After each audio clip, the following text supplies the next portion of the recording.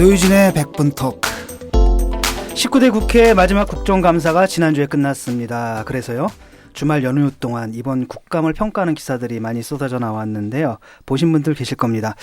그 두 분 기억나는 장면들 좀 있죠? 최고와 최악의 장면 하나씩 각각 뽑아주신다면 어떤 걸 뽑으시겠습니까?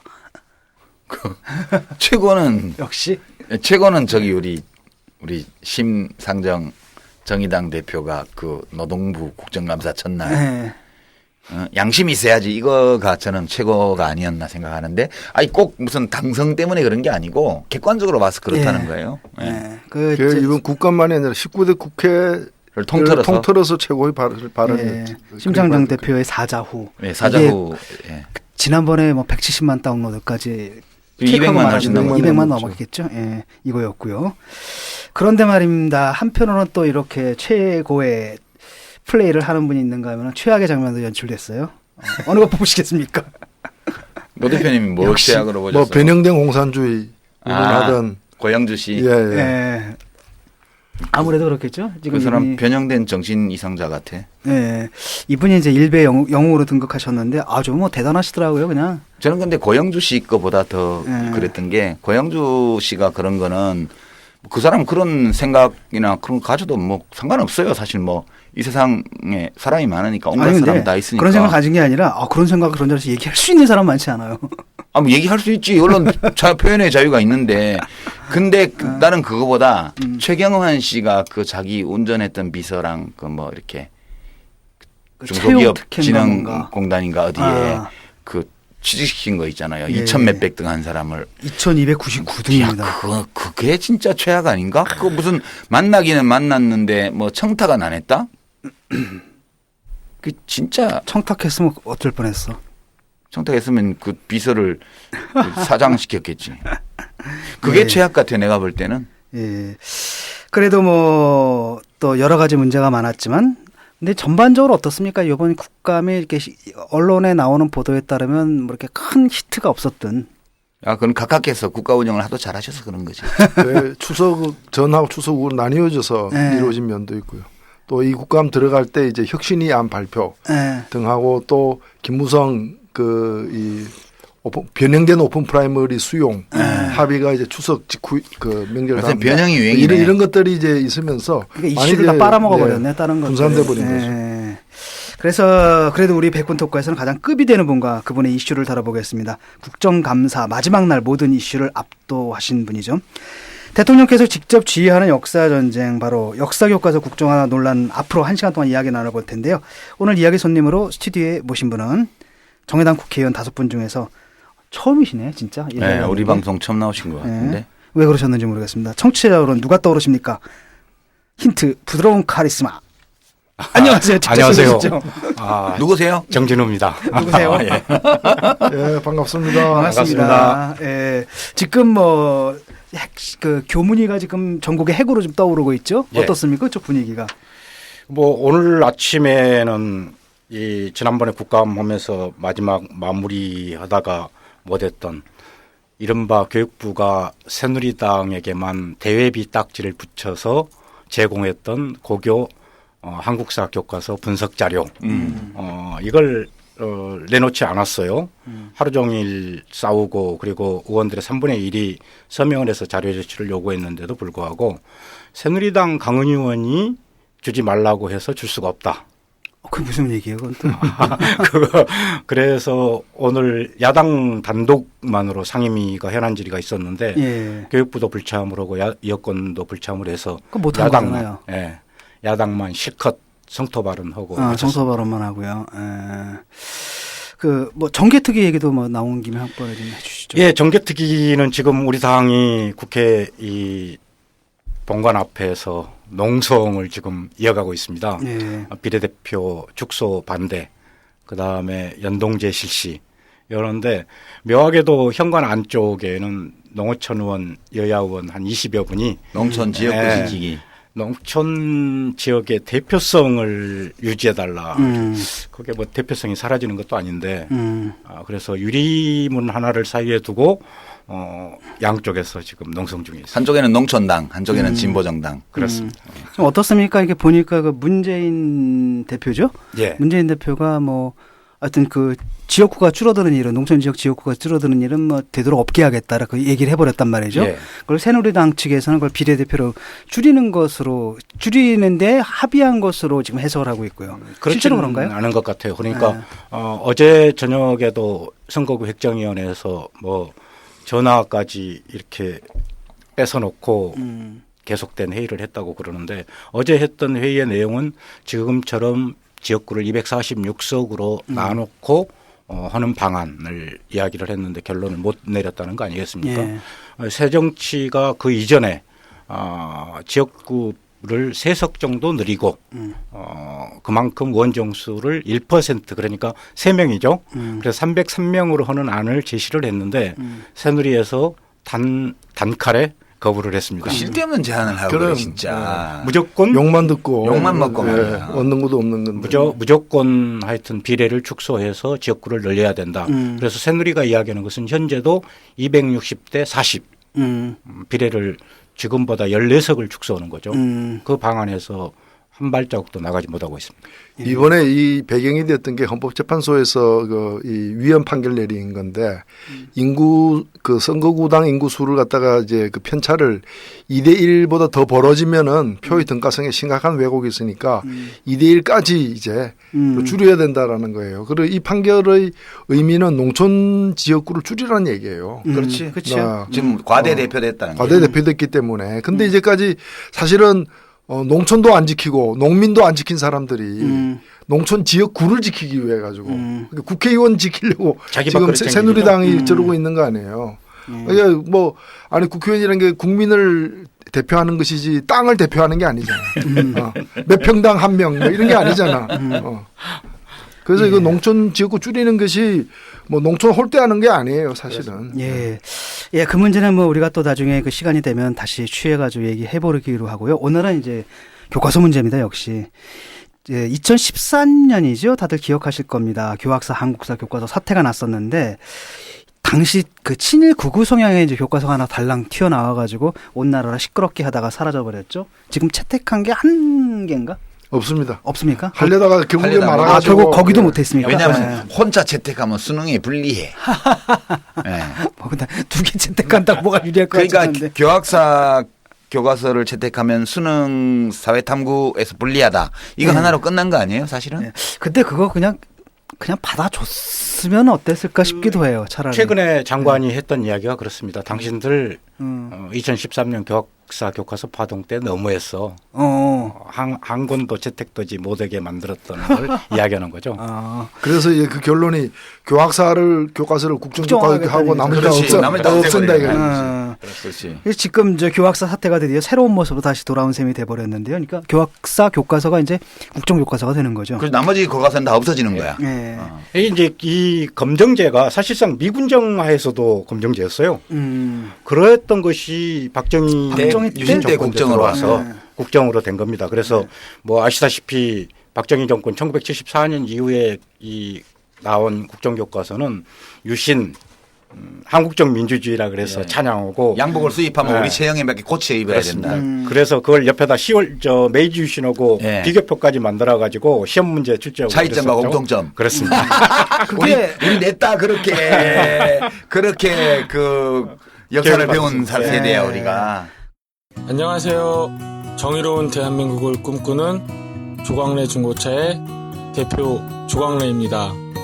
내 차를 어떻게 팔아야 할지 또 좋은 중고차를 어떻게 사야 할지 막막하시죠? 중고차는 믿을 수 있는 딜러를 만나는 것이 가장 중요하답니다.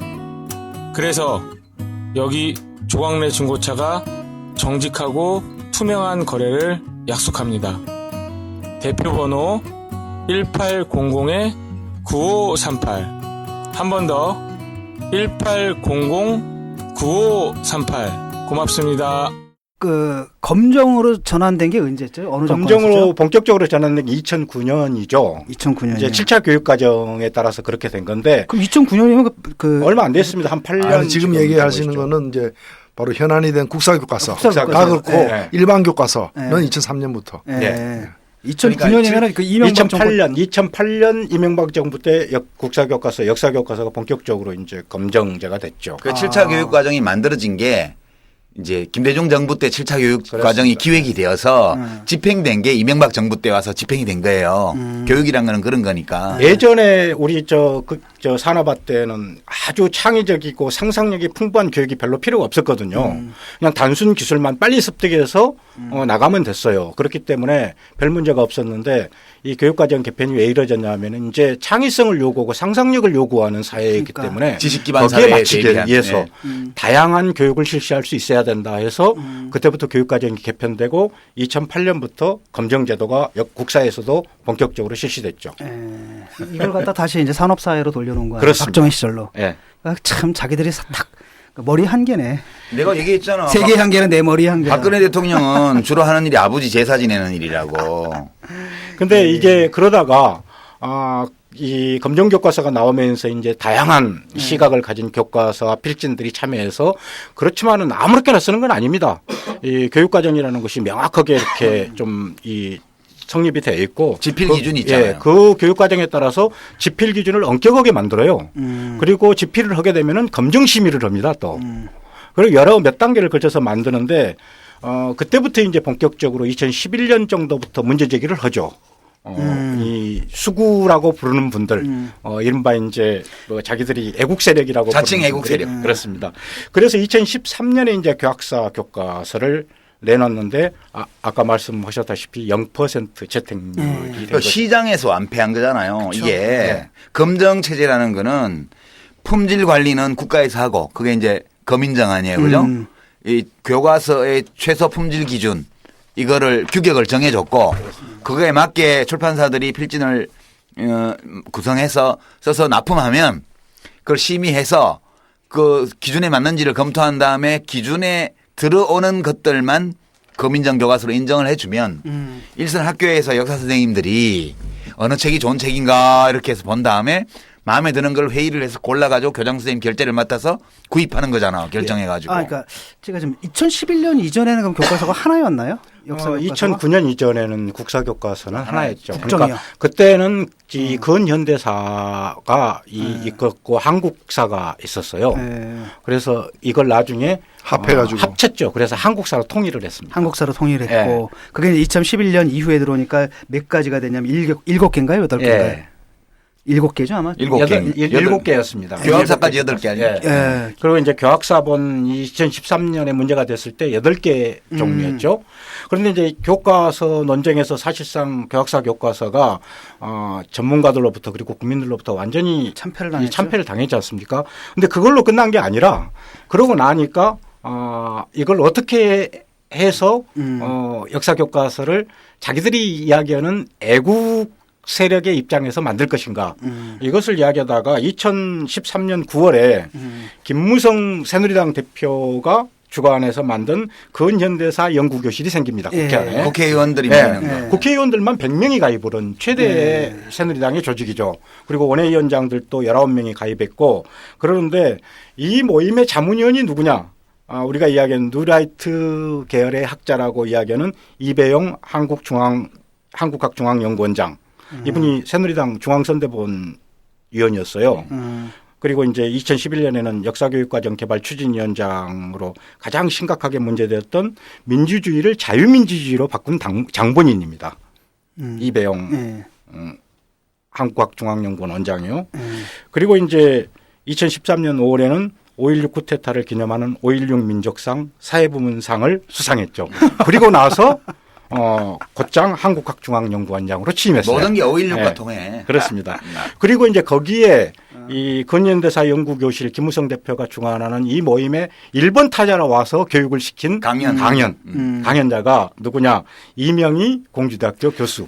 교학사 교과서를 주도했던 분입니다. 예, 근데 그 제가 볼 때는 이게 쉽게 말하면 이제 그 박근혜 대통령하고 김무성 대표하고 갈등이 있지 않았습니까? 예. 근데 사실은 이 문제에서는 하나가 됐단 말이죠.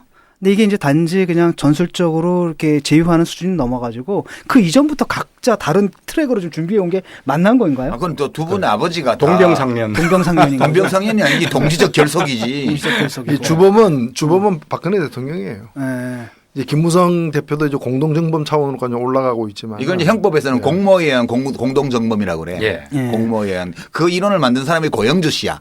그렇습니다. 공모에 의한 공동정범 이론을 만든 사람이. 근데 이제 저 사람들이 이제 좌편향이라고 주장을 하는데 그 근거가 뭔가요? 좀 전에 말씀하신 것처럼 뭐 교육부 내에서 분석을 했는데 그 자료를 갖다 안 보여줬다라는데 아마 그 자료 속에 자기들이 저는 그 자료가 2011년 5월에 있었던 고영주 씨가 주관했었던 토론회의 자료집을 제가 입수를 했거든요. 네. 그게 경향신문에 이제 뭐 크게 네, 보도가 되고 됐어요. 그랬는데 네. 거기에 나와 있는 내용이 네. 사실상 이번에 내용을 업그레이드한 것 이상한 것이 아니다. 그러니까 국가정상화 추진위원회. 그렇습니다. 그게 고영주 씨가 대표로 있던 단체잖아요. 예.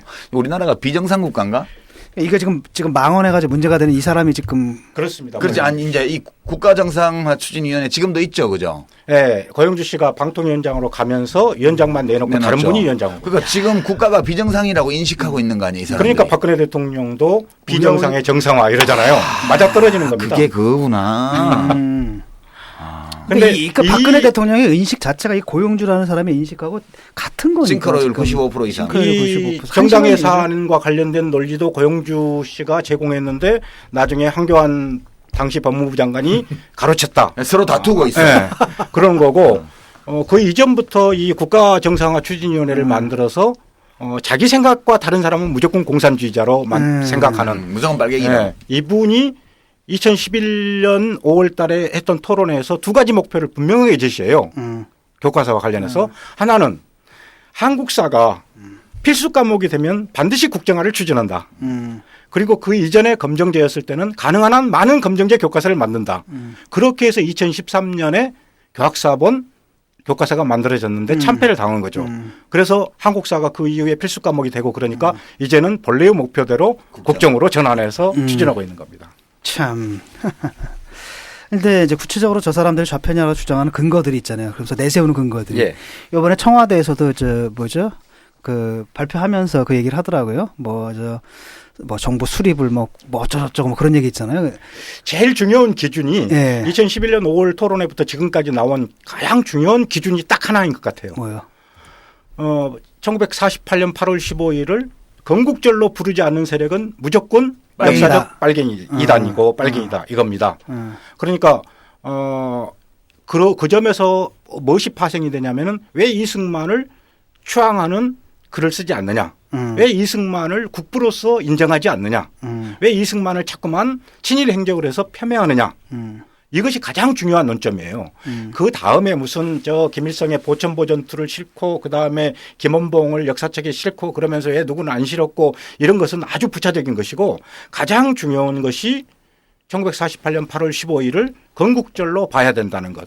그래서 대통령이 이번 8.15 경축사에서도 건국 67주년. 67주년이라고 건국 67주년이라고 이야기했죠. 우리 여기서 한번 다뤘어요. 그거. 예. 그걸 갖다가 대통령이 그런 발언을 하고 나니까 교육 과정에서 역시 그걸 바꿔버렸어요. 근데 그게 좀 그렇잖아요. 우리가 지금 대한민국 건국이 된 거는 그 헌법 정신에 따르면은 대한민국 그 상해 임시정부의 법통을 계승한다고 했고 그때 우리가 나라를 건국을 한 거고 근대적인 국가를 그다음에 정부가 수립이 이제 늦어져 가지고 1948년에 수립을 하게 된다. 이게 이제 우리의 헌법 정신이잖아요. 그러니까 임시정부지 그러니까 상하에 있던 그러니까 게. 이 사람들은 결국은 뭐냐면 상해 임시정부를 인정 안 한다는 얘기잖아요. 거죠. 그러니까 오직하면은 제가 상임위에서 국정감사를 하면서 이승만 대통령 경축사 8.15 경축사를 제가 낭독을 했어요. 이승만 대통령이 맨 뒤에다가 대한민국 건국 30년 8월 15일이라고 그러니까 이렇게 지칭을 합니다. 그러니까 49년도예요. 네, 그렇습니다. 그리고 나서 우표도 그 당시에 발행됐던 기념 우표도 대한민국 정부 수립이라고 나와 있어요. 이승만이 빨갱이네. 아니지 이승만 대통령은 그 임시정부 대통령이었잖아.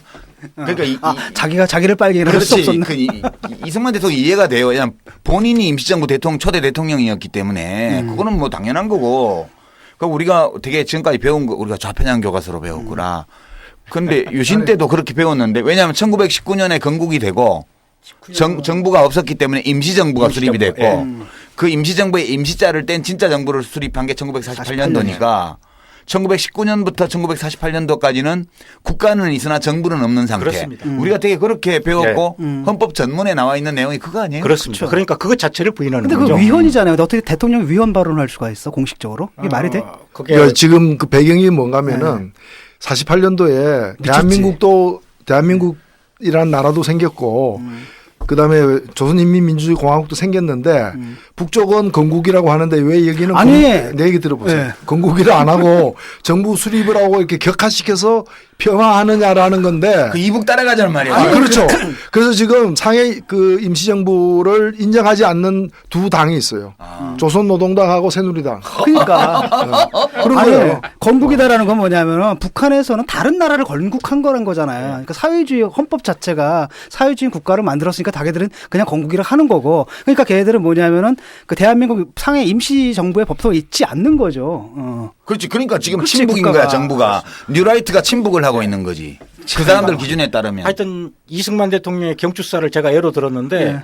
자기들이 추앙해야 된다고 하는 이승만 대통령도 논리적으로는 앞뒤가 맞지 않게 지금 꾸며서 구성하고 있는 거고 아니 조선민주주의 인민공화국이 저 건국과 그다음에 우리 대한민국 건국을 1919년으로 보면 우리 건국이 훨씬 더 앞서는 그렇지, 것이 앞서는 있었어요. 역사적으로 진짜 정통성 네. 있는 거지. 정통성을 가지고 그러니까 있는데 청와대에서 그 사람 그것마저도 발표하는 부인하는 걸 딱 거죠. 들으면서 얘가 좀 또라이인가, 네. 얘가 멍청한가? 왜냐하면은 북한에서 그 국가를 건립했다라고 한다는 건 뭐냐면은 그 뭡니까? 오히려 그 법통이 우리한테 있다는 얘기잖아요. 그렇지. 상해 임시정부의 법통이 바로 대한민국에 있고 자기들은 그걸 거부한 거 아니에요. 그러니까 저기가 작은 집이야. 우리가 큰 집이고. 우리가 큰 집이고 이건데 그걸 거꾸로 해석해가지고 그래서 IQ가 부족하다는 느낌이 좀 들더라고요. 뭐 아니 사상이 의심스러운 사상이 거지. 의심스러운 지 거죠. IQ가 부족한 건 아니고 사상이 의심스럽다고 봐야지. 네.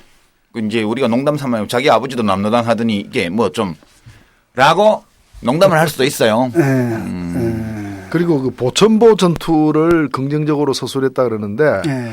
보천보 전투가 사실은 그 당시 이제 만주에서 항일운동하던 이른바 김일성 김일성 부대가 부대가 한 걸로 이렇게 되어 있는데 그게 사실은 재판 일제의 재판 기록에도 나와 있는 네. 역사적 사실이고 심지어는 제가 동아일보 보도도 됐어. 제가 그 평양에 그 방문했을 때 그 국제 친선 관람관이라고 묘양산에 알아. 있는 거기 가 보니까 동아일보에서 동아일보 호회를 보천보 전투를 보도한 동아일보 호회를 금으로 제작해가지고 그 김병관 회장이 갖다 준 거 아니야? 가가서 직접 갖다 준 거 아니에요. 그렇지. 갖다 바친 거죠. 갖다 바친 갖다 거지. 그럼 동아일보는 뭐예요? 동아일보는 지금 그거야말로 좀 심했어. 애들 좀 심했죠. 아니 그냥 뭐 그래 니들 뭐 저 옛날에 그냥 그 독립운동한 거 그냥 인정해줄게 이 정도면 돼도 되는데 이건 뭐 거의 급판으로 찍어가지고 막. 우리 신문이 이렇게 보도했습니다 이러면서 금박으로 떠가지고 갖다 바친 거 아니야? 이거 국가본부 위반 아니야? 그런 거예요.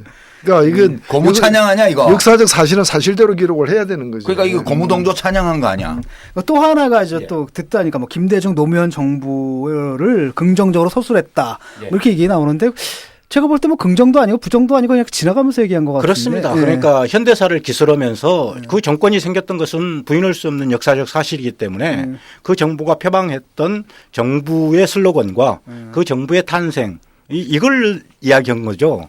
그런데 이제 그에 비해서 박근혜 정권이나 자기 아버지인 박정희 정권에 대해서는 독재를 아주 했다, 이런 혹독하게 게. 독재로 기술을 해놓고 그런 정권에 대해서는 다른 말 없이 그냥 일반적으로 평역에 기술하고 넘어갔다.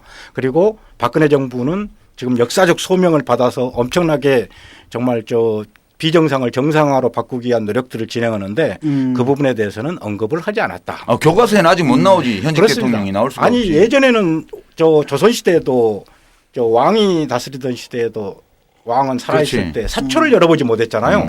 예.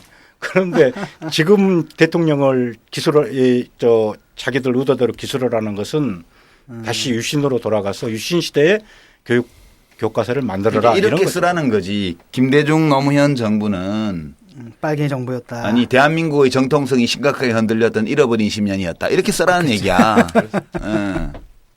예. 지금 이제 문제는 뭐냐면 그 전국의 교사, 학생, 주요 대학 역사학자를 망라해가지고 총 2,344명이 그 국정화 반대 성명을 발표했거든요. 그리고 뭐 제정신 가진 역사학자들이라고 하면 이거 말도 안 된다, 말도 안 되는 일이다라고 얘기를 하고 있어요. 근데 문제는 뭐냐면 정부에서 하겠다 나가는 거 아닙니까? 교육부에서 장관이 이 의원들한테 했던 이야기가 있어요. 나도 별 생각이 없는데 예. 권력을 가진 사람이 하겠다는데 어떻게 하느냐. 그렇죠. 이게 저는 가장 솔직한 답인 것 같아요. 아, 그렇게 말을 했어요? 그렇게 말을 했어요. 그리고 지금 김재춘 차관 같은 경우에는 영남대 교수 시절에 교과서 국정제를 채택하는 것은 독재주의 국가나 후진국에서 하는 제도다. 이렇게 했는데 지금 차관 고시를 하는 거 아니겠습니까? 그것은 현 정부가 독재 정부라는 것을 저는 스스로 인정하는 거다. 이렇게도 보여지는데. 그 여의도 연구소인가 거기서 2013년에 나온 2013년에 했습니다. 13년에 나온 그 자료도 그렇게 얘기하지 않습니까? 그래서 국정화는 바람직하지 않다. 그렇습니다. 자기들 스스로 결론을 내려놓고 지금 딴 얘기하는 거잖아요. 그렇습니다. 예. 지금 이걸 국정화하게 될 때 실무 작업을 국사편찬위원회가 하지 않습니까? 네. 근데 전현직 국사편찬위원장 8명에게 물어보니까 그중에 5명이 국정화 반대하는 거예요. 교과서 네. 국정화를. 네. 국사교과서. 네. 그리고 3명은 찬성하는 게 아니고 말하기 힘들다. 그중에 이제 현직 이제 국사편찬위원장까지 포함해가지고 그러니까 국사편찬위원회도 이 국사교과서 이 발행을 갖다 반대하는 거예요. 예. 근데 문제는 뭐냐면 이렇게 되면은 사실 알잖아요. 이렇게 제정신 있는 학자들이라면 이게 괜히 여기다 이름 올렸다가 나중에 이제 자손 대대로 욕 먹는 거잖아요. 이게 안 쓰려고 그런단 말이죠. 그럼 누가 쓰느냐 그러면 꼭 이런 사람들, 뭐 고영준이 뭐 이런 고영주 사람들이죠. 씨가 방송문화진흥회 이사장을 그만두고 빨리 가서 써야지.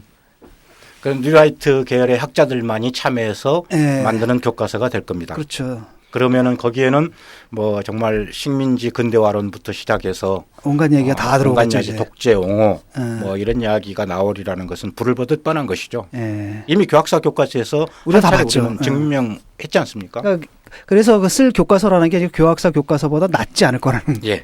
근데 교학사 교과서 그 오류 투성이와 문제점 투성이의 교과서라고 하는 저는 교과서라고 예. 부르지 않고 출판물이라고 부르는데요. 인터넷 찌라시. 뭐. 예. 출판물 하나를 만드는데도 2년을 계획해서 만들었어요. 근데 지금 보면 근데 그보다 지금 시간이 없잖아요. 2017년까지 보고 보겠다고 그러는데 그보다 더 모던 교과서가 나올 가능성이 매우 그러면 높죠. 집필 기간이 지금 지금, 집필 기간이 시작해도 한 1년밖에 안 되는 지금 거예요? 집필 기간 1년 잡고 있고 심의를 3개월, 인쇄 한 달 해가지고 2017년 2월.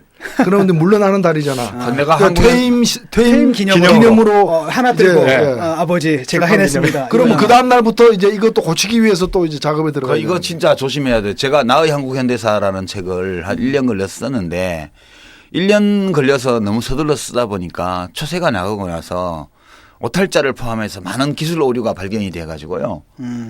다시 3세를 찍으면서 정오표를 배포를 하는 망신을 당한 적이 있거든요. 이거 조심해야 돼 진짜 이거. 그 말씀하신 그 교학사 교과서가 관점의 문제도 있지만은 그 졸속으로 만들어 가지고 그 오류 투성이 때문에 더 이 품질이 그렇습니다. 모든 사람들이 거부하게 만들었던 거 아니에요? 맞아요. 제가 졸속으로 역사책 써봐서 아는데.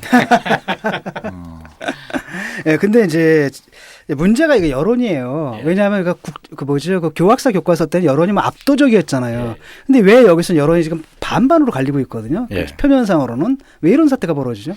두 가지 요인이라고 봐요. 첫째는 국정교과서다 하니까 국가에서 만드는 것에 대한 최소한의 기본적인 신뢰를 담보하고 있지 않겠느냐. 이런 이제 막연한 기대. 국가에서 하면 회사에 하는 것보다 낫지 않겠어? 네, 그렇죠. 막연한 기대.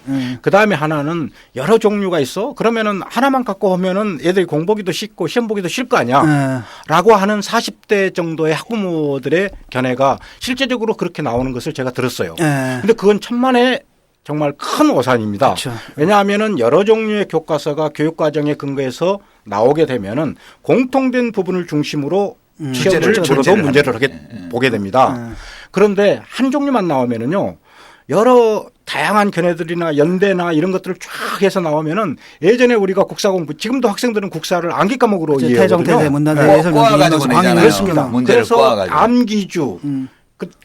아주 이 변별력을 강화시키기 위해서 별의별 문제를 꼽기도 하고 다음 보기에 나온 사건들의 연대 사건들이 일어나는 시기를 연대순으로 옳게 배열한 것을 고르시오. 이런 거 하는 거지. 그렇기 때문에 훨씬 더 어려워질 거예요. 그런 문제의 그 두 가지 점이 지금 제대로 잘 전달이 되지 않은 게 아닌가 이런 생각을 갖습니다. 근데 이거 좀 어떤 식으로 좀 그 뭐랄까 그 이데올로기 공세에 좀 당하고 있는 측면도 있거든요, 분명히. 왜냐하면 저쪽에서 막 정부에서 떠들고 새누리당 의원들이 막 떠들고 뭐 이러니까 진짜 조중동이 떠들고 조중동이 정편이 종편이 떠들고 막 이러니까 뭐 기존 교과서 좀 문제가 있는 거 아니야? 그다음에 아주 특정한 구절들을 갖다 뽑아내서 맥락에서 떨어뜨려 나가지고 막 부각시키거나 이런단 말이죠.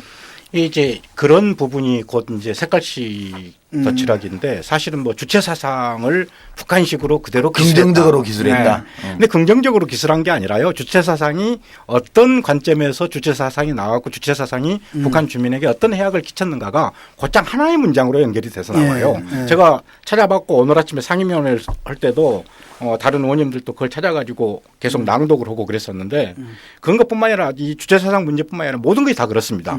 근데 다만 이제 새누리당에서 그것을 연계시키는 것이 무엇이냐. 이 검정 교과서의 지필진들을 보니까 전부 다 사상성이 의심되는 사람들이다. 대표적인 경우가 정교조 조합원이거나 그다음에 정교조와 밀접한 관련을 맺고 있는 전국 역사교사 모임 회원들이거나 그렇지 않으면은 예전에 그 국가보안법 폐지 선언에 참여했거나 시국 선언에 참여했던 사람들이다. 이 네 가지로 딱 구체적으로 이야기를 해요. 그리고 그들이 만든 교과서이기 때문에 좌편향된 교과서고 정교조 교과서다. 이렇게 해서 교과서 문제와 그다음에 이념의 문제를 딱 결합시켜 놓은 겁니다. 지금의 국면이. 예전에는 이제 색깔론만 가지고는 통하지 않는 사회라는 그러니까 게 이미 이제 진짜 그런지 토론을 한번 하자 그러면 토론은 안 해. 그렇습니다. 진짜 편리해. 그리고 또 하나 좀 이해가 안 되는 게 지금 가뭄도 있고 뭐 경제도 지금 개판 아닙니까? 젊은이들은 지금 헬조선 얘기를 한단 말이죠. 그만큼 뭐 이제 포기할 대로 포기해가지고 N포 세대라 그러잖아. 다 포기하고 이제는 이제 뭐 그냥 아예 우리나라를 갖다 헬조선이라고 부르는 상황인데 할 게 굉장히 많을 것 같아. 대통령이 아무리 못하는 대통령이다 하더라도 일단 뒤치다꺼리 해야 될 거 아니야. 벌어진 사태에 대해서 그렇게 바쁘신 와중에. 아니 왜 교과서를 들고 나와? 이해가 안 가거든. 이 시점에. 그러니까. 왜 이해를 하려고 그러세요? 왜? 이념적 통일성, 그러니까 자기 세력들에 대한 통일성을 기울 수 있는 유일한 주제죠. 그러니까 이념 전쟁을 일으키면은 정부에게 유리하다고 정부 여당이 유리하다고 생각하는 거고 그것이 다른 여러 실정들을 덮을 수 있다고 생각하는 기대하는 거죠. 그러니까 쉽게 말하면 제가 볼 때는 이게 뭐 그냥 막갑하잖아. 이제 나는 이제 인생 다 살았어. 그거 아니라니까. 그래? 뭐. 그러니까 우리 진 교수는 우리 대통령을 진짜 잘 이해 못하는 것 같아. 나는 이해가 다 잘 되는데 왜 이해가 안 되는 거라고 자꾸 그래요? 그러니까 IQ가 비슷하셔서 그런가 왜 이렇게 일을 잘하세요? 아니 이 철학이 역사의 기록은 승리자의 것이다. 국민의 것이 아니다. 내가 대통령 됐으니까 우리 집안 아버지부터 시작해서 역사적으로 좋게 이렇게 기술하도록 하는 게 자손의 도리다. 그러니까 김무성 대표가 저도 집안에 그런 문제 있습니다. 뭐 이러면서 서로 이렇게 동명상련하는 거지. 자, 이게 이해가 안 될 게 없는 게 우리가 정치 카페 진행하면서 대통령을 군주에 비해서 어떤 군주라고 얘기해 왔습니까? 폭군? 폭군이라고는 안 그랬잖아요. 혼군이라고 그랬잖아요. 폭군이 되려면 능력이 있어야 돼요. 폭군이 되려면요. 근데 이제 진짜 이치에 박지 못하고 또 능력도 없는 사람이 혼군이 되거든.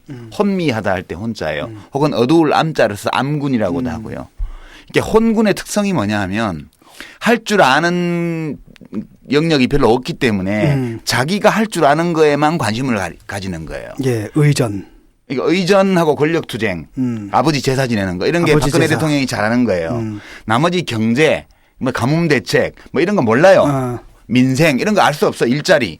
그러니까 지금 자기가 모르는 영역은 다 잘 되고 있는 줄 알고 그냥 관심을 끄고 있고 지금 이거 2년째 가뭄이 심해져서 내년 되면 물이 완전 부족할 거라고 예측이 되어서 지금 제한급수 시운전을 시범을 행정을 지금 하고 있잖아요. 이런 와중에 이 가뭄에 대해서 대통령이 한마디도 말이 없잖아요. 관심 영역이 아닌 거예요. 우리 이명박 대통령하고 비교해 보면 이명박 대통령은 사기꾼이야. 자기가 사기친다는 걸 잘 알면서 사기를 쳐요. 그 유능해. 그래서 큰 사고를 일으켜. 4대강이라든가 해외 자원외교라는 이름으로 국부를 탕진하는 거라든가. 했다 보면 기본이 몇십 조. 그럼 뭐 재벌들 세금을 한 해에 몇십 조씩 깎아준다든가 이렇게 대형 사고를 치잖아요. 이 사람이 유능한 사람이야. 이상한 방향이긴 하지만. 근데 박근혜 대통령은 그럴 능력이 없어요. 절도값은 유능해. 마이너스라서 문제지. 그렇지. 근데 박근혜 대통령은 자기 아는 영역이 여기밖에 없으니까 이게 다 대통령 사업이에요. 원래 장관도 장관 사업이 있어요. 장관이 중요하다고 생각하고 잘 알고 있고 의지를 가지고 있는 것들은 장관이 직접 챙기는 사업이에요. 이거는 보고회도 자주 하고 작전회의도 하고 관련자도 만나고 전문가 자문도 하고 이렇게 해요. 장관이 자기 역점 사업으로 생각 안 하는 거는 차관이 중심이 되어서 실국장들이 알아서 해나가는 거예요. 지금 우리나라 국가 운영을 보면 대통령이 관심을 가지고 있는 몇몇 사업들은 여론이 어떻든 뭐가 어떻든 상관없이 이렇게 밀어붙여서 뭘 해요. 나머지는 뭐냐? 나머지는 그 분야에서 자기 이익을 챙기려고 하는 사람들이 대통령 위에 이제 혼군 대통령을 위에 올려놓고 각자 개별적 이해관계를 관철시키는 거예요. 네. 노동개혁 이건 정경영 경총이 자기 이해를 관철시키는 과정이고요. 이쪽에 이제 혼수 상태에 빠져 있는 상황에서 들어와가지고 자기 밥그릇, 또 다른 놈들어서 자기 밥그릇. 그러니까 이거 지금 역사교과서 문제는 대통령 사업이에요.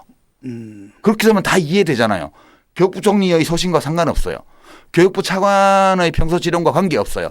대통령이 그냥 하는 거라고요. 그거를 황우여 장관이 정확하게 얘기한 거라고 저는 생각을 합니다. 그러니까 다 이해되잖아. 아버지 제사 지내는 거야. 이게 대통령 지시 사업인데 비겁하게도 대통령이 공개적으로 한 번도 나서서 이거 중요하다 해야 된다 이런 얘기를 지금 안 하고 있어요. 그만큼 자기 뭐 컴플렉스도 있는 거야. 아, 원래 그래요. 원래. 아니, 예를 들면 노동개혁 같은 거는 어쨌거나 본인이 여러 번 얘기를 하잖아요. 근데 이거는 똑같은 밖에서 볼 때는 비슷한 비중의 이제 이 시책 사업인데도 본인이 직접 나서 얘기 안 해. 왜? 얘기하는 순간 네 아버지 분칠하는 거 아니냐. 이제 이런 약점이 있기 때문에 본인이 그걸 못 하고 있는 노동개혁은 자기가 잘 모르기 때문에 말을 하는 거예요. 그냥 써준 대로.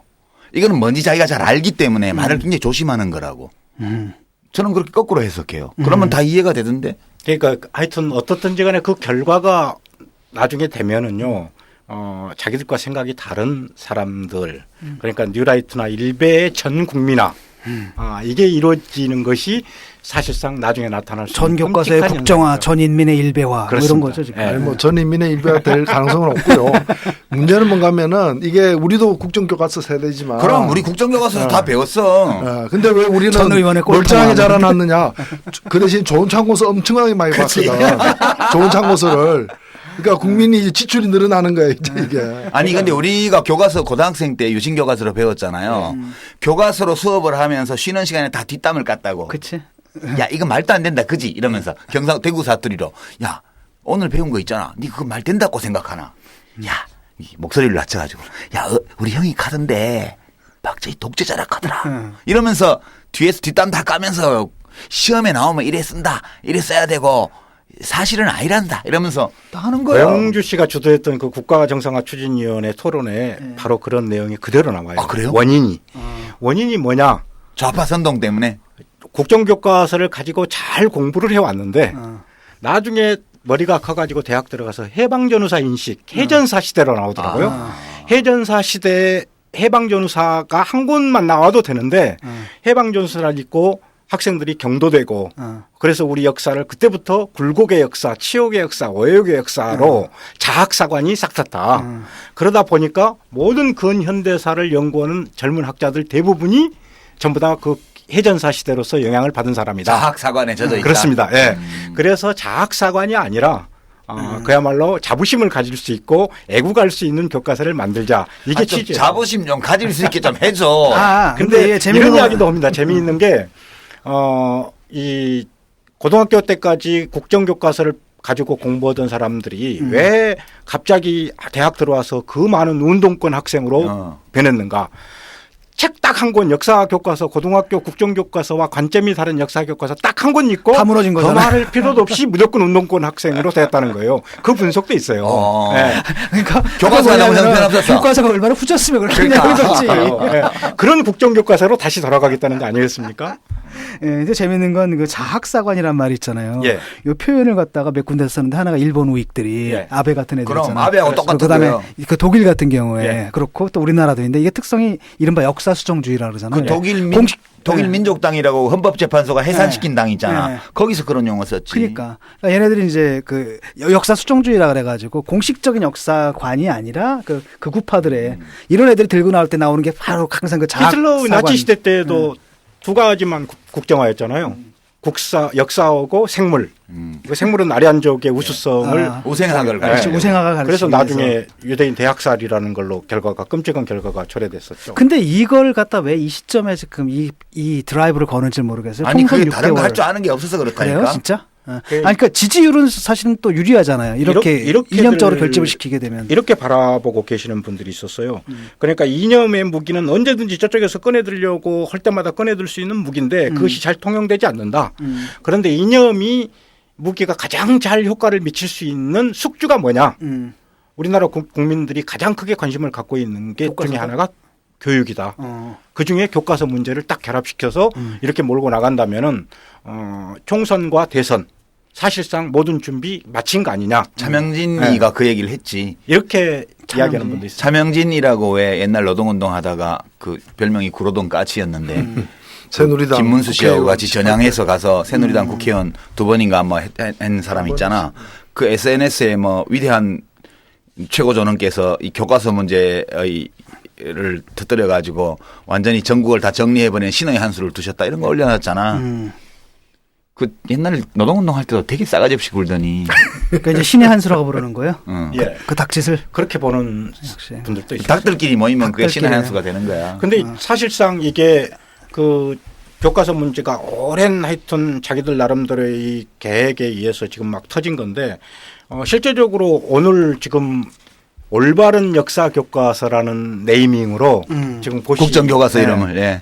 올바른 지금 우리가 10월 12일이에요. 그렇습니다. 10월 12일 오전에 예. 차관고시로 예. 국정교과서가 아니고 올바른 역사교과서라는 이름으로 고시를 했습니다. 예. 예. 그 자기들이 만들고 있는 국정교과서의 제목을 올바른 역사교과서라고 참 한 거예요. 황당하구나. 그러니까 지금까지 검정교과서는 누가 검증했느냐? 자기들이 검증한 거거든요. 올바르지 않은 걸 검증한 거지. 그렇습니다. 그러니까 지금까지 검증했던 모든 사람들은 다 책임져야 되는 거고. 그러니까 자기들이 올바른 친일을 했고 예. 올바른 독재를 했다는 거 예. 아니에요. 근데 약간 철학적으로 이 극우 단체들이 바른, 올바른이라는 단체명을 많이 쓰잖아요. 바른이라는 게 들어가 있는 단체명은 맞아요. 되게 우익 단체들이잖아요. 이거 철학적으로 의미가 있는 거 아니에요? 철학자께서 왜 우익은 바른이라는 그 표현을 즐겼을까? 그게 바로 자학사관이에요. 문제는 뭐예요? 조폭들이 착하게 쉽게 살자 하는 말하면 거하고 이런 똑같은 거예요. 거지. 뭐. 진보적인 사람은 일단 견해가 두 개가 부딪히잖아요. 그럼 네가 오를 수도 있고 내가 오를 수도 있는데 일단 열어놓자 이런 거고요. 되게 이제 보수적인 사람 내게 옳다고 생각을 해. 내게 바르고 그러니까 나랑 다르면 틀린 거라고 생각하는 게 굉장히 강하다라는 거죠. 근데 이제 이 20세기 보수 철학자 중에서 가장 극단적이고 강력한 영향력을 미친 사람이 하이에크예요. 예. 하이에크라는 철학자, 오스트리아 출신 철학자가 소위 미끄러운 비탈 경제학자 아니에요? 철학자입니다. 철학자예요? 미끄러운 경제학자? 비탈 이론을 냈는데 어떤 좋은 목적을 내건 아주 작은 국가의 시장 개입. 어? 국가가 아주 좋은 목표를 내걸고 사소한 시장 개입을 시작하면 그것이 미끄러운 비탈에 첫 발을 들여놓는 거고 그렇게 해서 공공의 이익을 내걸고 국가의 개입이 시작되면 끝에 가면 종착점은 전체주의다. 그래서 그 이론을 편 게 노예화로 가는 길이라고 그래서 The Way to the Serfdom이라고 유명한 책입니다. 그러니까 그때 하이에크, 그러니까 20세기 보수 철학자의 최고봉에 이런 하이에크가 되게 그 권력자들, 정치인들을 향해서 경고했던 게 있어요. 그게 그 독일어로는 안마숭이라고 쓰는데 안마숭이요. 안마숭. 독점. 독선입니다. 그러니까 안마숭 폰 베어테 그러면 가치 독점 그런 겁니다. 가치 독점이죠. 네, 그거를 굉장히 경계. 안마숭 폰 비스테는 나만 알고 있다는 거요. 그다음에 안마숭 폰 비스테는 나만 옳다는 거. 정보나 가치를 나만이 갖고 있고 나만 옳다고 생각하는 이 사고방식이 히틀러나 또는 스탈린주의의 기초라는 거예요. 이게 전체주의로 가는 첩경이라고 경고를 했어요. 이 사람은 자본주의 사회에 대해서 그렇게 경고를 한 건데 그러니까 진짜 우익, 진짜 보수는요. 이 하이에크 말을 들어요. 시장형 보수는요. 그래서 다양성을 어느 정도 인정한 가운데에서 다양성을 해치는 모든 시도에 대해서 전체주의라고 해서 배격하는데 이념형 보수 있죠. 19세기 이전의 보수요. 여기는 그걸 해요. 내가 알고 있는 것이 정확한 것이고 내가 가지고 있는 가치 기준만이 올바른 것이다. 그래서 이제 단체에 그런 걸 붙이는 거거든. 그쵸. 그게 독선의 징표고요. 이런 언어를 사용하는 자들이 권력을 장기간 가지게 되면 필연적으로 그 사회는 전체주의 독재로 간다는 게 하이에크의 경고였거든. 난 우리 박근혜 대통령과 그 일파들이 권력을 농단하는 걸 보고 있으면 이 사람들은 19세기형의 이념 보수지 20세기형 또는 21세기형의 시장 보수가 아니다 기본적으로. 그렇게 보면 이 모든 것이 다 이해가 되죠. 이것은 정치적 손익 계산의 문제가 아니에요. 차명진이 잘못 본 거예요. 박근혜 대통령은 정치적으로 이익을 보려고 이걸 하는 게 아니고 이것이 올바르다고 생각하기 때문에 하는 거예요. 그게 진짜 위험한 거고요. 그리고 이런 사람을 우리 국민들이 대통령 뽑아놨어요. 그러니까 유 작가께서는 이게 무슨 뭐 선거를 위한 선거를 위한 전략이라든지 이런 식의 그 이해타산 계산에 따른 행동이라기보다는 자기 확신에서 나오는 그럼요. 이념적 행위라는 거죠. 지금. 그럼요. 이념적 행위예요. 나라를 바로 세워야 한다는 절대적인 사명감에 사로잡혀 있는 거고요. 이것이 시대와 맞지 않고 실제 상황과 맞지 않기 때문에 제가 혼군이라고 그러는 거예요. 네. 근데 아니 그러려면은 아니 그 말도 충분히 이제 그 이해가 되는데 박근혜 대통령이 그렇게 실제로 생각을 한다면은 국민들 앞에 자신 있게 얘기를 해야지 자기가 이렇게 해서 이렇게 가야 이게 옳습니다. 이렇게 가야 되는데 본인이 얘기를 안 해. 그 청와대는 공식적으로는 얘기를 안 해. 그거는 마키아벨리 책에 보면 하지 말라고 나와 있어요. 군주가 아니 뭐 대통령이 마키아벨리 책까지 읽고 저기 사상적으로는 자기가 대통령이 아니고 왕이에요. 그 박근혜 대통령의 주체적인 그 인식에는 민주사회의 어떤 계약으로 성립하는 5년제 임시직이 아니고요. 운명으로 맺어져 있는 군주로 자기를 생각한다니까. 그래서 박근혜 대통령의 행동 방침은 그런 거예요. 군주론에 나와 있는 걸 쉽게 표현하면 조폭의 보스가 비난받을 일을 할 때는 직접 하지 말고 부하를 시켜서 하라. 이런 게 군주론에 나온 내용이잖아요. 그래서 우리 영화 친구 보면 죽여라 이런 얘기 안 하지. 그렇게 안 하잖아. 점잖게 표현하면 밑에 애가 가서 막 쑤신다고 그러면 죽으면서 고마해라 많이 묻다 아이가 이 일을 보스가 하지 않는 거예요. 그게 군주론의 내용이잖아. 나는 그자가 없는 세상이 더 좋을 것 같아. 뭐 한마디 딱. 더 아름다워. 그럼 같은 하늘을 이고 사는 게 수치스러워. 뭐 이런 말 한마디면 끝나는 거야. 네, 조선왕조실록이 25명의 왕에 대한 기록인데 나중에 후대에 이게 다시 수정된 게 네 번 있었어요. 네. 근데 단 한 번도 자기 아버지 기록을 갖다가 바꾼 왕은 없었어. 다 자기 아버지 기록을 지금 자기 아버지 기록 바꾸려고 하는 거 아니에요? 그러니까 조선 시대만 해도 굉장히 합리적이에요, 나름대로. 조선은 왕이 힘이 약했어요. 근데 이제 재밌는 건 뭐냐면 그 새누리당 싱크탱크인 여의도 연구원 있잖아요. 예. 2013년에 그 발간한 한국사 교과서를 둘러싼 논쟁과 해법 보고서. 여기 보면 이제 나오거든요. 하나의 관점만을 강요할 가능성이 높다면서 국정에 반대하면서 뭐라고 얘기를 했냐면 자유민주주의 이념과 맞지 않고 이렇게 얘기를 했거든요. 여의도 연구원이 시장 보수예요. 여의도 연구원은 하이에크주의자, 칼포프주의자가 많은 시장 보수주의자. 그 당시에 새누리당 그 전신이었던 새누리당의 당 대표가 황우여 대표였죠. 그리고 여의도 연구소에서 나오는 것이 바로 그런 그렇죠. 연구 보고서였습니다. 그런데 지금은 이제 그래서 황우여 장관이 전혀 침묵하고 있다가 오늘사 이제 이렇게 발표 입을 연 거죠. 그러니까 MB 각하는 시장형 보수였고요.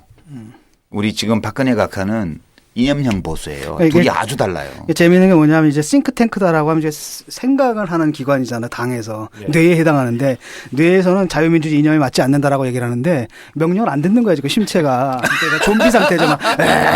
아니 그것보다 더 강력한 조직 의원 100여 명을 거느리고 원해지구당 위원장 그다음에 당 대표가 대표로 있는 기구가 연구 모임이 국회 안에 딱 도사리고 있으니까 그 어떤 논리도 접근이 차단되는 거죠. 그 이북의 수령론, 주체사상의 수령론에 따르면 이게 다 설명이 가능한 거 아니에요?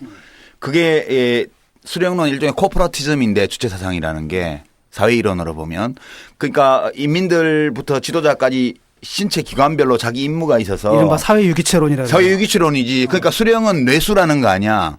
수령은 뇌수기 때문에 결정은 수령이 해야 되고 수령이 당을 통해서 결정을 하다를 하면 당이 명하면 우리는 한다. 이게 이북식의 그거잖아요. 당이 결심하면 우리는 한다. 그런 거고 그 말 안 듣는 놈은 배신자야. 갈 테면 가라. 이렇게 하는 거고. 맞아. 지금 보면 남조선 최고존엄이 뇌수야.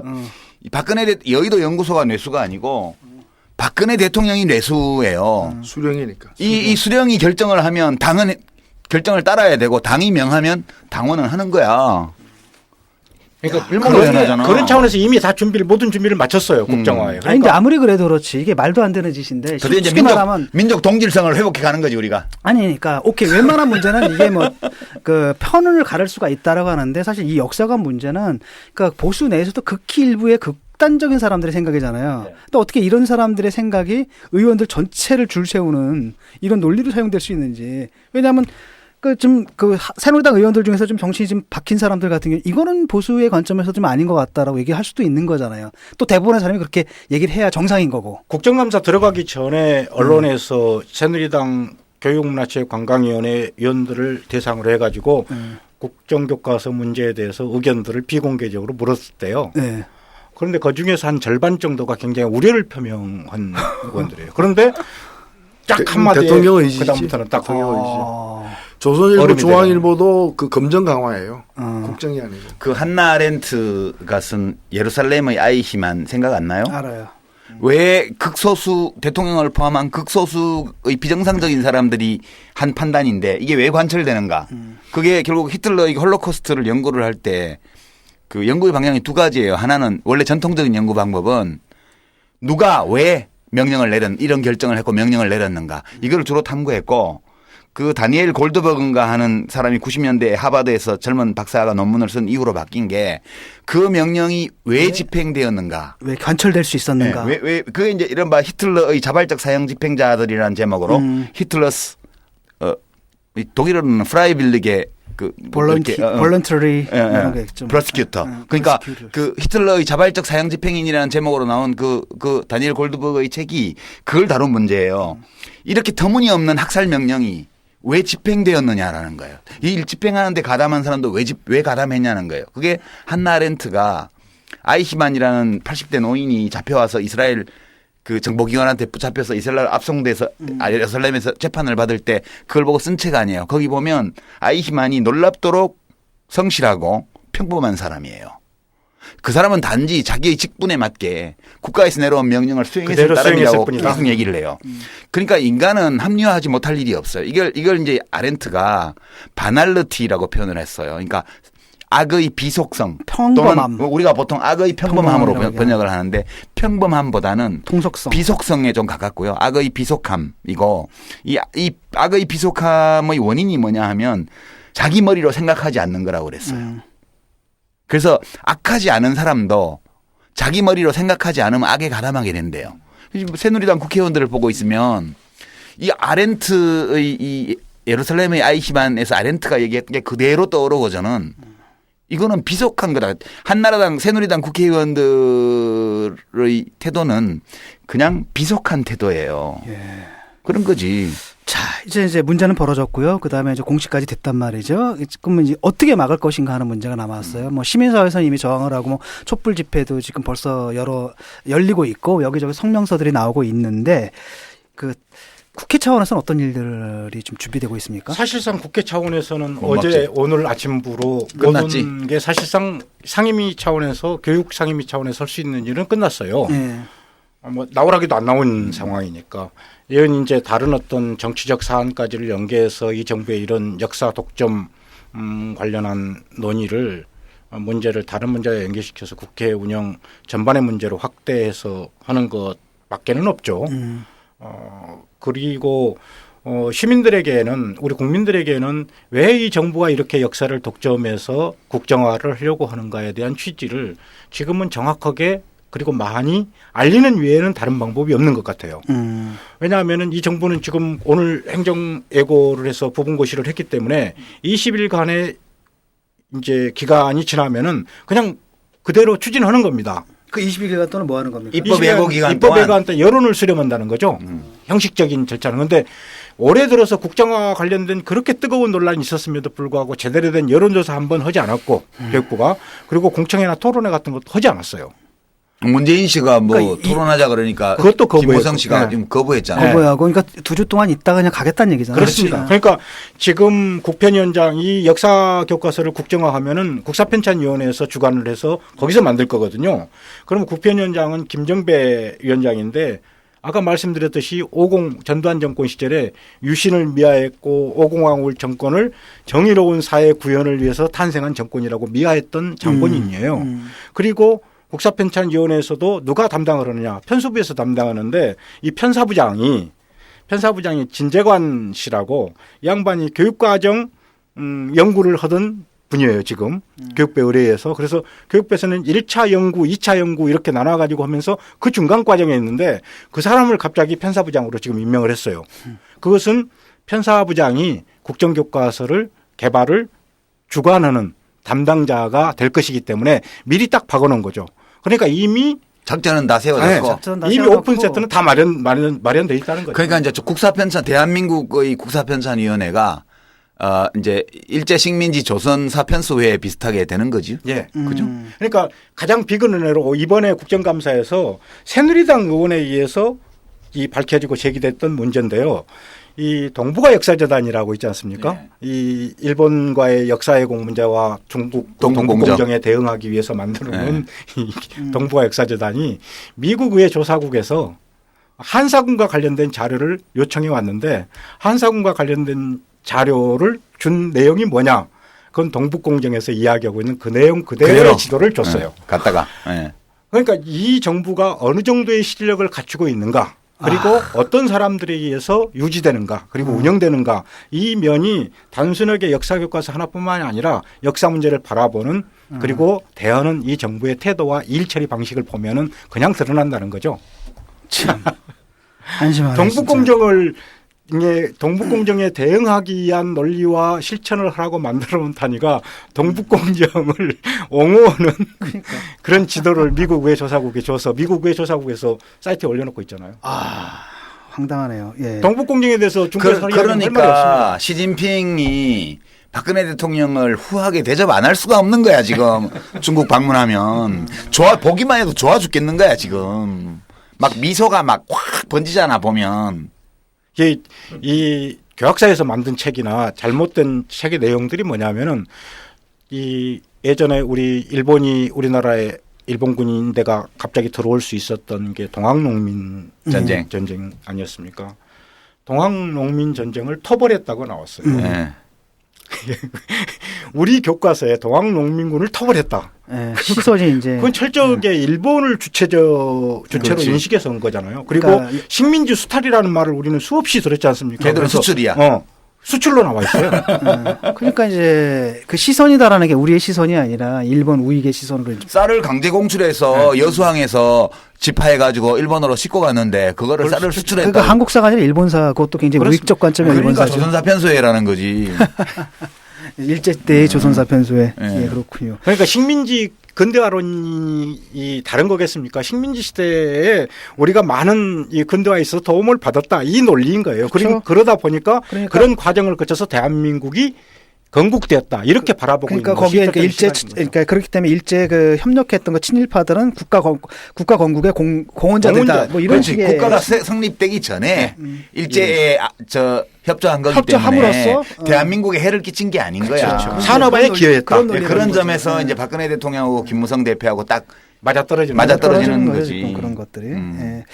당 차원에서는 어떤 예를 들어 가지고 뭐 야당에서도 가만히 또 보고 있을 수는 없는 일 아닙니까? 오늘 고시가 되면은 제가 아침에 들은 이야기로는 뭐 새정치 같은 경우에는 뭐 당 대표와 원내대표가 광화문에 가서 1인 시위를 시작한다 하더라고요. 예. 우리 당은 수요일 날 아마 오늘 아침에 이 회의에서 상무위원회에서 수요일 날 당 차원에서 기자회견을 갖고 아무래도 지금 뭐 선거법 개정 관련해 가지고 당 이 국회에서 농성을 하고 있죠. 그렇기 때문에 저 혼자라도 하여튼 청와대 앞에 가서 이 국정제 문제점과 철회를 요구하는 액션을 해야 될 것 같습니다. 예. 저한테 그 어젯밤에 일요일 밤에 강원 사대부고 1학년 모모라는 학생인데 학생이 저한테 이메일 보내왔어요. 보내왔는데 이 국정교과서 이걸 막아야 되겠다. 그래서 이 강원 사대부고에서 이 학생이 이제 서명운동을 그 자기 학교에서부터 시작해가지고 춘천 지역의 학생들이 동참해서 해서 이렇게 확대해 가려고 하는데 뭐 좋은 방안 있으면 알려달라고 얘기했는데 제가 볼 때 뭐 그 학내 분위기나 사정은 이 학생들이 더 잘 알 것이기 때문에 학생들이 좀 더 이렇게 논의하면 더 창의적인 일단 단톡방을 개설해야 될 것 같은데 좋은 방안들이 나올 것 같은데 이 우리가 이런 학생들을 본받아야 될 것 같아요. 그래서 시민들이 좀 자발적으로 귀엽네. 예. 참 장하고 기특하네. 새누리당에서는 이 사회의 좌편향이 얼마나 심각하게 진행이 됐으면 철없는 고등학생이 저러겠냐 이렇게 나올 거라고. 아, 진짜. 그것도 네. 전부 다 해전사 후예들이 애들을 교육시켜갖고 책으로 그렇게 만드는 거다. 아니 이렇게 해방 전후사의 인식이라는 책이 1980년대에 나온 거 아니에요? 네. 여러 권으로. 그리고 이제 우익 역사학자들하고 정치학자들이 해방 전후사의 재인식이라는 책을 냈잖아요. 그렇죠. 그죠? 예. 그러니까 이제 이 좀 진보적인 학자들이 해방 전후사의 인식을 냈고 보수적인 학자들이 해방 전후사의 재인식을 냈는데 재인식이 나중 나온 거니까 먼저 나온 인식을 굉장히 비판하면서 나왔을 거 아니에요. 예. 근데 시장에서 어떤 결과가 나왔습니까? 해방 전후사의 인식은 탄탄한 기반 위에서 과거에 성공을 거두었고 지금도 있는 사람이 있는 반면 재인식은 보는 사람이 거의 없잖아요.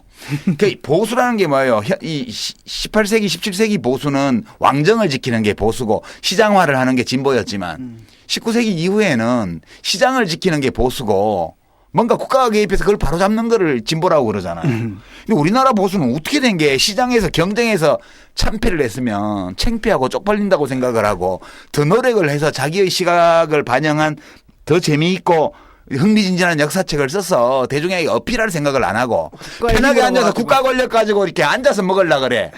분석하는 과정은 그럴듯해요. 시장에서 가망이 없으니까 이제 그러니까 말이야. 얼마나 비겁하냐고 이게. 거기에 그렇게 나와요. 그러니까 해방전후사 인식 같은 책은 한 권이면 좋겠는데 수없이 많은 그 다음에 계속해서 연달아서 그 비슷한 책들이 나오고 시리즈가 나왔다.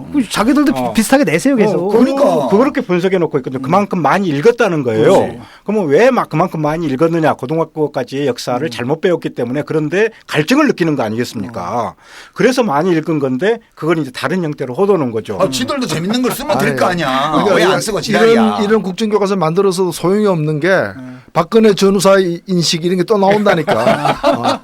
그러니까 왜곡된 국정교과서 나오면 그리고 좋은 참고서들이 자꾸 나올 수밖에 없는 거지. 2011년에 그 친북인사 명사전 만든다고 해서 막 고영주가 만들었지. 네, 고영주 씨가. 아 저기하고 조갑재 이름 씨하고. 들어갔어요 안 들어갔어요? 나 물론 들지. 나는 들어갔나? 안 나는 들어갔나? 들어가 있어. 나는 안 나도 들어갔어요. 들어가 있지. 안 들어갔어요? 노래 들어가 뭐야? 계시죠. 기준이 너의 뭐냐 참여. 도대체? 아 그때 그 거기 김대중 노무현 이름 빠졌다고 그 사람들이 와서 데모, 고영주 데모. 국가정상화 추진위원장 보고 빨갱이라고 욕하고 막 빨갱이라고 그랬잖아. 막 난리 나고 그랬었어요. 고영주 그럼 빨갱이야. 그 원래 고영주 씨 같은 분은 왜 김대중 노무현을 뺐느냐. 그 이북에서 났으면 국가보위부 할 사람이고 DNA가 딱 그런 사람이야. 어? 동독에서 났으면 슈타지 할 사람이고. 그분도 빨갱이로 몰렸던 아픈 또 아픈 과거가 기억이 있었군요. 있지. 그러면 빨갱이로 자기가 빨갱이로 모는 사람에 대해서도 뭐 동병상련에 뭐를 느껴야지 그 인간이지. 근데 그 책은 왜 출간 준비만 하고 출간을 안 하는 거야? 친북 인명사전. 그게 제일 걱정스러운 게 이제 국회가 이제 제1야당이 이 문제 국정교과서 문제를 잡아서 같이 여당과의 이제 이 싸움을 해나가는 것까지는 저는 불가피할 거라고 보거든요. 그런데 걱정스러운 것은 우리 정치권이 지금 19대 들어와서 특히 자주 보여주고 있는 게 나중에 가서 뭐 그냥 주고받는 식으로 유야무야해서 넘어가 버리게 될 상황. 이 상황이 제일 걱정스러워요. 그래서 국민들이 점점 지금 처음보다도 굉장히 많이 알아가고 있고 이런 상황에서 20일간의 이 고시기간 동안에는 누구든지 이 문제에 대해서 좀 더 많이 알리고 정확하게 알리려고 노력할 건데 그 과정에서 국민들의 분노나 이 관점은 점점 이렇게 만들어지고 있는데 혹시라도 그것이 정치적 어떤 타협이나 이런 걸로 해서 찬물을 끼얹게 되는 경우가 되지 않을까. 저는 이게 제일 걱정스러워요. 예. 일부 또 이거 좀 정부의 국정교과서 이 시도하고 이거 반대하는 야당이나 진보적 시민사회 사이에서 양쪽 다 문제 있다 이런 양비론 펴는 사람도 있고 그러더라고. 예. 왜 뭐 국정화 같은 거 뭐 그 교과서 하나 국정화하면 어떻게 뭐 문제냐 이렇게 보는 분들도 있고 또 이제 국정화 논의를 이야기를 꺼내고 비판을 하면서 그렇게 이제 전제를 하시는 분들이 있죠. 그런데 우리 교문이도 이제 그런 것들이 많이 있는데 지금 경제가 어렵고 막 먹고 살기도 문제가 어려운데. 어려운데 이것 가지고 정부에서 논쟁을 벌려가지고 국론을 분열시키고 박광문 대변인 해야 되겠느냐?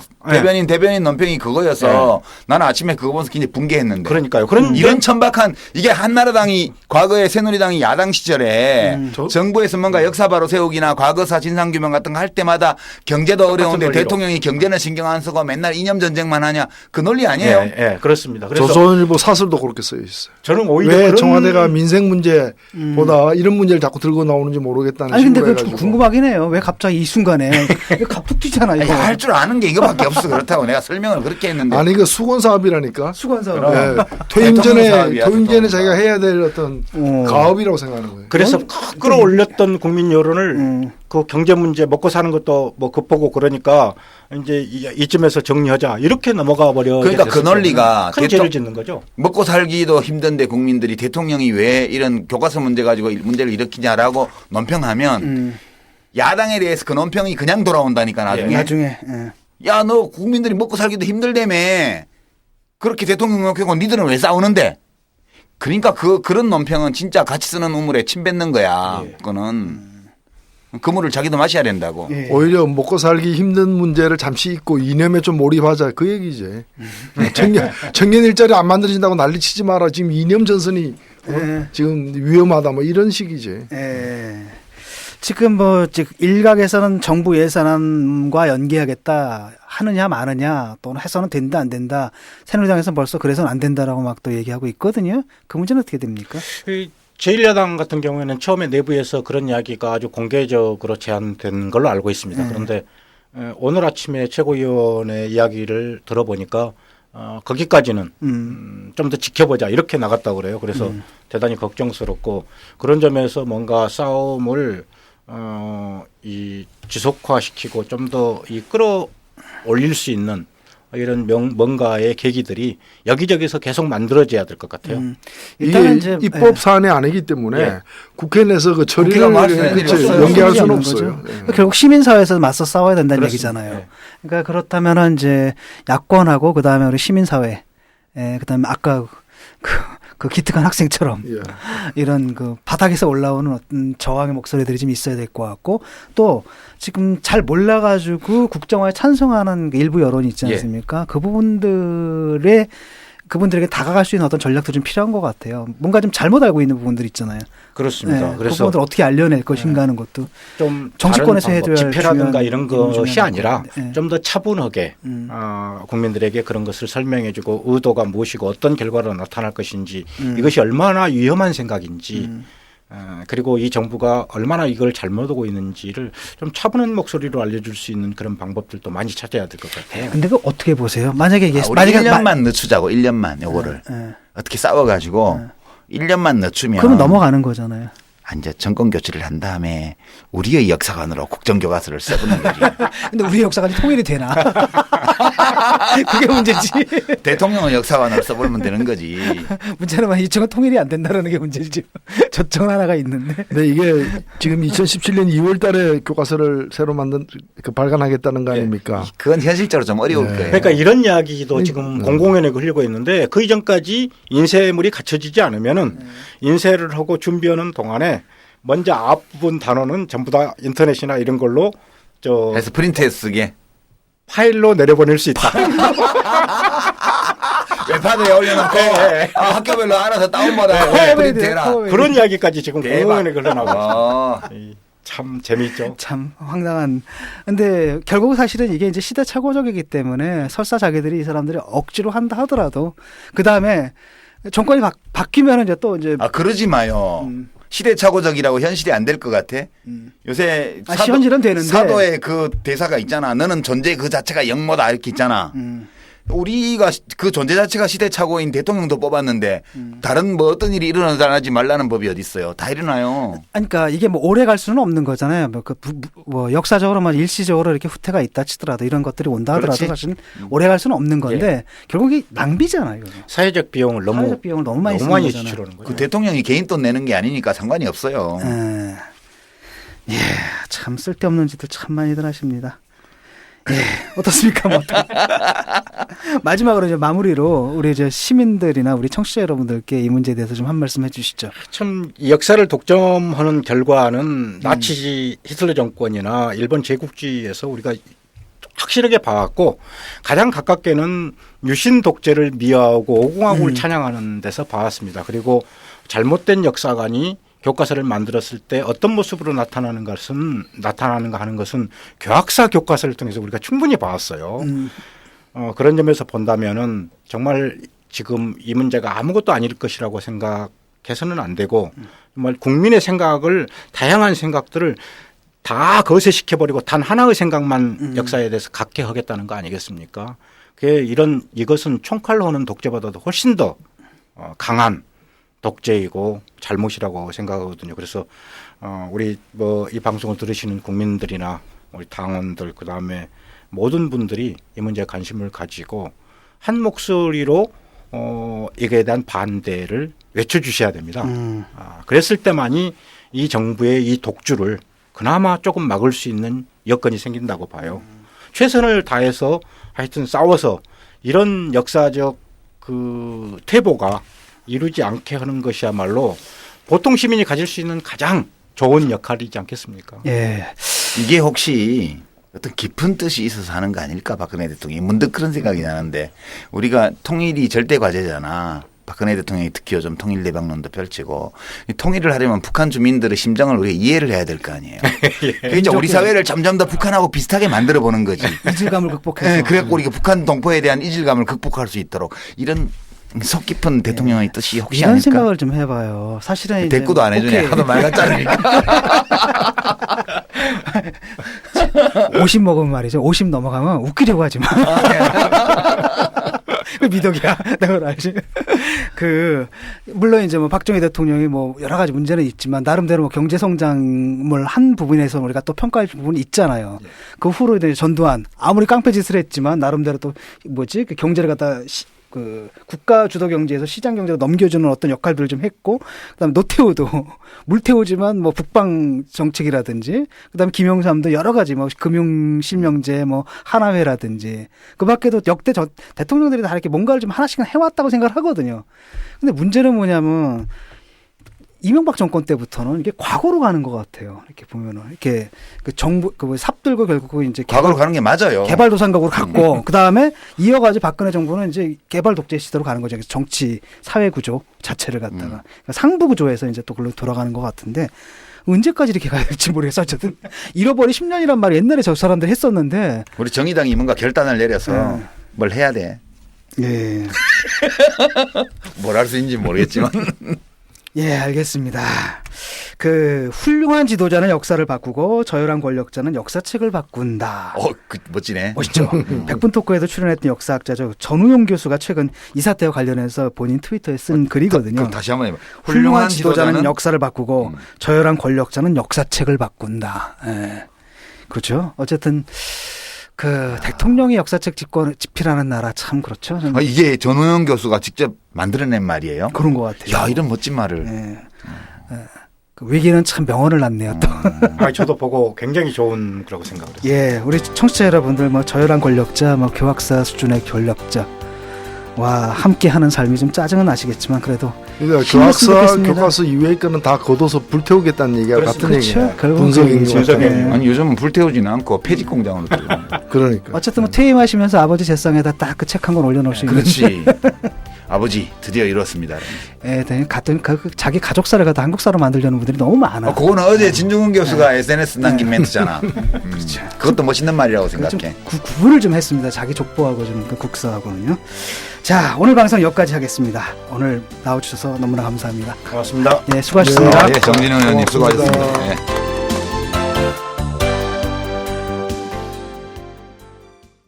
건축주의 철학과 개성을 닮은 집을 추구하는 목조주택 전문기업 꿈꾸는 목수가 정치카페를 후원합니다.